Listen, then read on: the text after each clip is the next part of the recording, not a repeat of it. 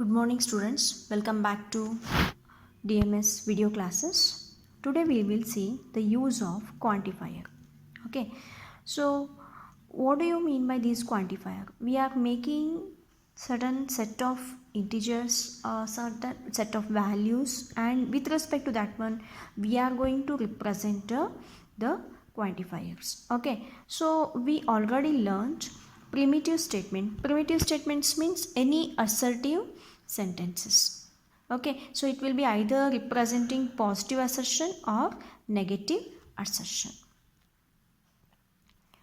Okay, then also we learned with the premises. Premises means combination of this primitive statements we are learned with the premises. Then to find out those either we are simplifying or we are trying to represent a logical equivalence, that time we are going to represent arguments. Okay, now we will consider certain set of examples. Example is the number x plus 2 is an even integer. Okay, so when we are going to have this one,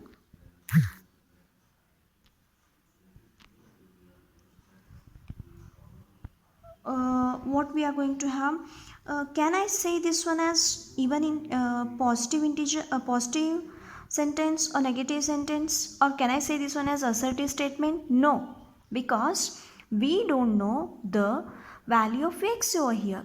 If we don't know value of x, how can we tell whether it is a positive sentence, it's going to give a true or false?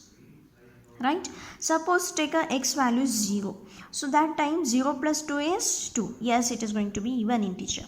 Let us take a x value 1 plus 2 is an even integer. No, 1 plus 2 is 3 is not even integer.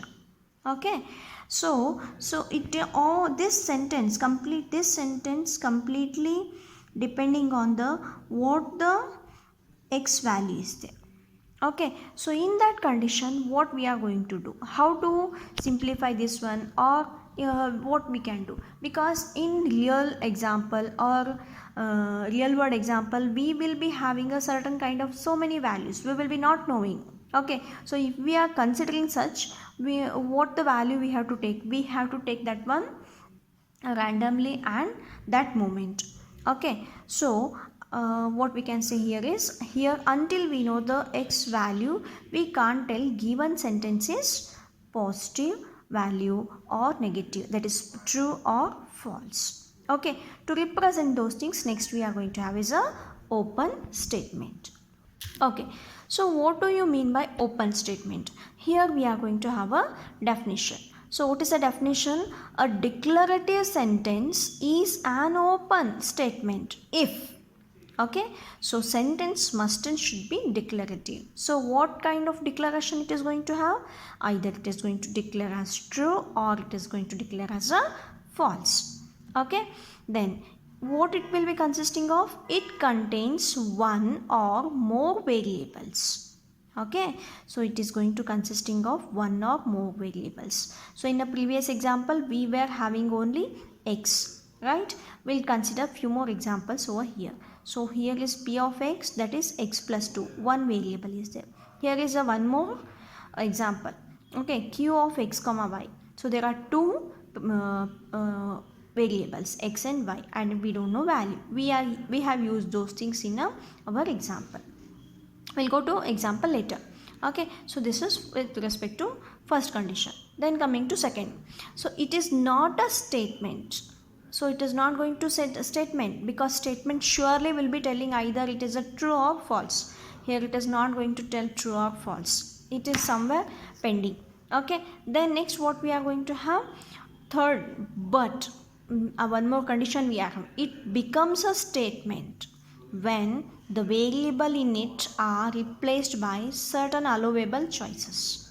Okay, so it must and should be what? It has to be replaced by certain allowable choices. Then only I am going to say that one as a open statement. Let us consider example. So first example, p of x. So the same previous example only I have taken here. It was the number x plus 2 is even integer.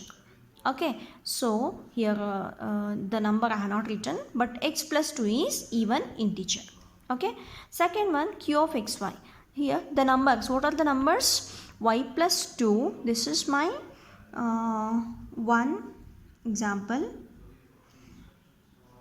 one number, this is one more, and this is one more. Okay, so x minus y and x plus 2y are even integer. So all these three numbers are completely depending on whom? X, y value.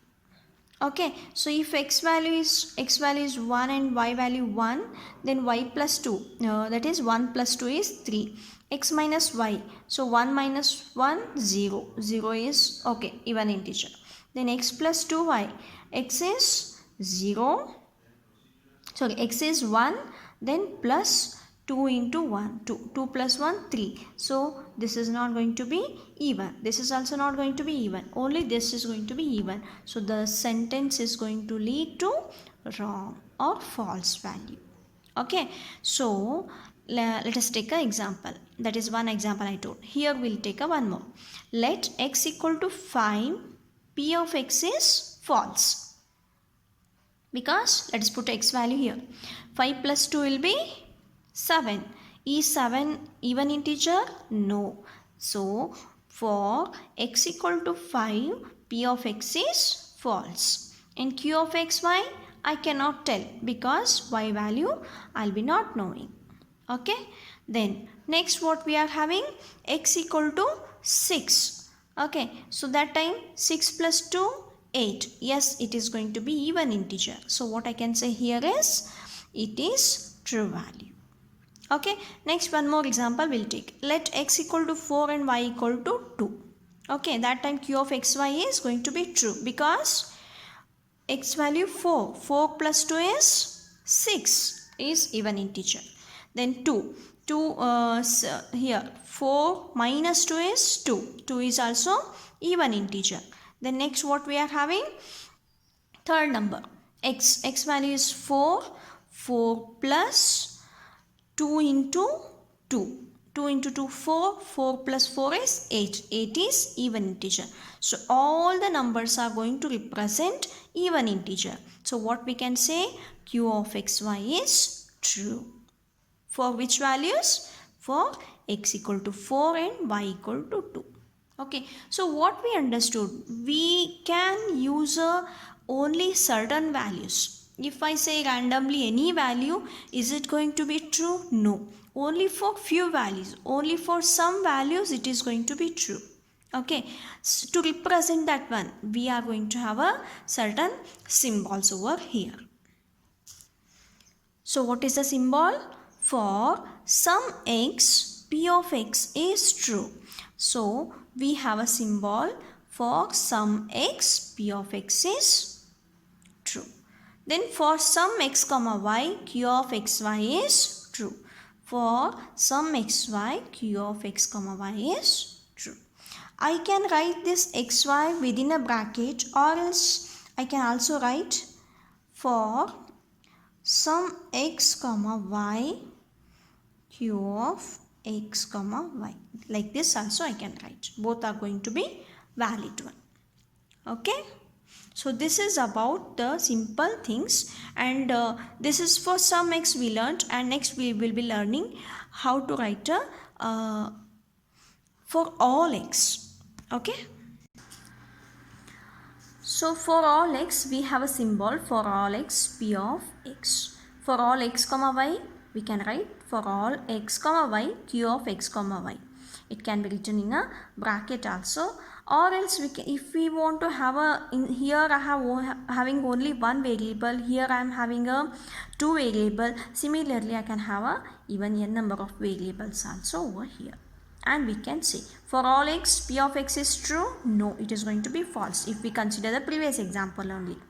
Okay, if we consider the previous q example only, for all x comma y, q of xy is true. No, it is not going to be true. It is going to be false. Fine. This is how we are going to represent the universal values or for some values. If I am using this for all, it is going to take a universal values. that is any value it can be taken randomly. If we take a for some, that time it only for specific value it is going to be true or false depending on that sentence and that value. Fine. Thank you.